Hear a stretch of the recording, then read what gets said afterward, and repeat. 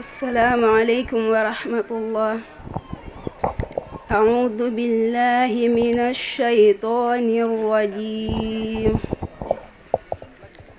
إن هذا القرآن يهدي للتي هي أقوم ويبشر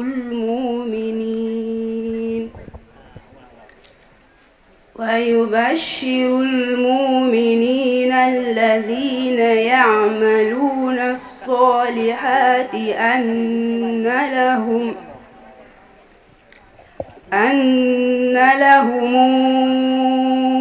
أجرا كبيرا، وأن الذين لا يؤمنون بالآخرة أعتدنا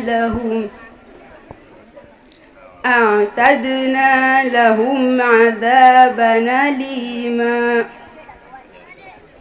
ويدعو الإنسان بالشر دعاءه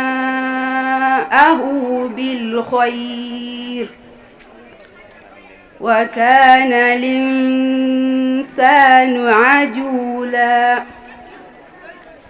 وجعلنا الليل والنهار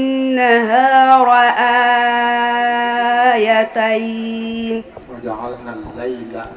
وجعلنا الليل والنهار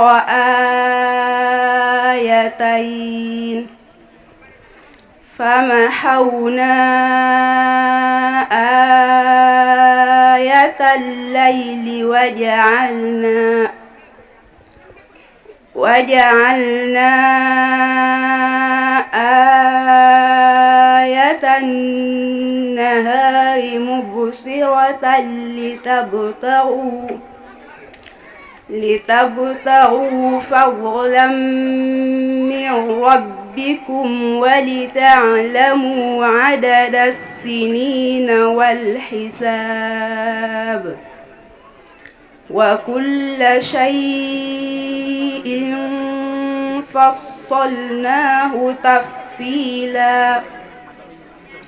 وكل إنسان ألزمناه طائره في عنقه، ونخرج له يوم القيامة كتابا يلقاه منشورا. اقرأ كتابك كفى بنفسك اليوم عليك حسيبا. صدق الله العظيم.